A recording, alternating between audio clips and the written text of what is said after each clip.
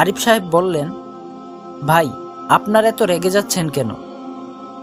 আমি তো আপনাদেরকে ভালোর জন্যই বলতেছি। এখন তারা সকলেই আরিফ সাহেবকে ধমক দিয়ে বলল, আরে ভাই, ভালো খারাপ আপনি আমাদেরকে শিখাতে এসেছেন? আমরা কি বুঝি না? যান যান, আর কথা বললেন না, এখানে মোল্লাগিরি দেখাইতে আইছি। আরিফ সাহেব বললেন, আমার বলার প্রয়োজন মনে করলাম, তাই আমি বলেছি। এই বলে আরিফ সাহেব মন খারাপ করে মসজিদের দিকে চলে গেলেন।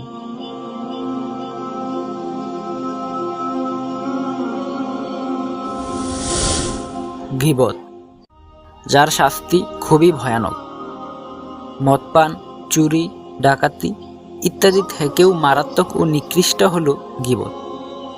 কেননা এসব পাপ তওবা দ্বারা ক্ষমার উপযুক্ত। কিন্তু গীবতকারীর পাপ শুধু তওবা করলেই মাফ হবে না, বরং যেই ব্যক্তিকে নিয়ে গীবত করা হয়েছে সেই ব্যক্তি যদি মাফ করে তাহলে আল্লাহ তাআলা মাফ করবেন। কোরআন মাজিদে মহান আল্লাহ বলেন, হে মুমিনগণ, তোমরা বহুবিধ ধারণা হতে বিরত থাকো, কারণ কোনো কোনো ধারণা পাপ, এবং তোমরা একে অপরের গোপনীয় বিষয় অনুসন্ধান করো না, এবং একে অপরের পশ্চাতে নিন্দা করো না। তোমাদের মধ্যে কি কেউ তার মৃত ভাইয়ের গোশত ভক্ষণ করতে ভালোবাসবে? বস্তুত তোমরা এটাকে ঘৃণাই করো।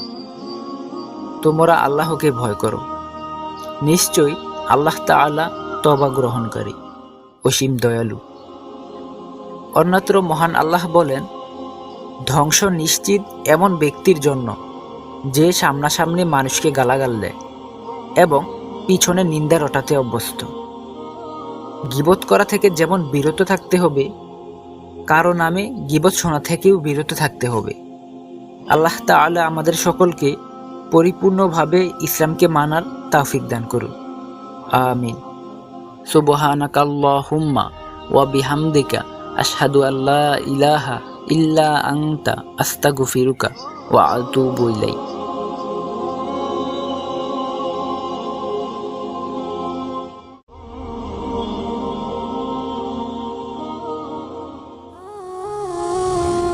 মাহফিল অ্যাপস, দেশের সর্ববৃহৎ ইসলামিক ভিডিও স্ট্রিমিং অ্যাপস।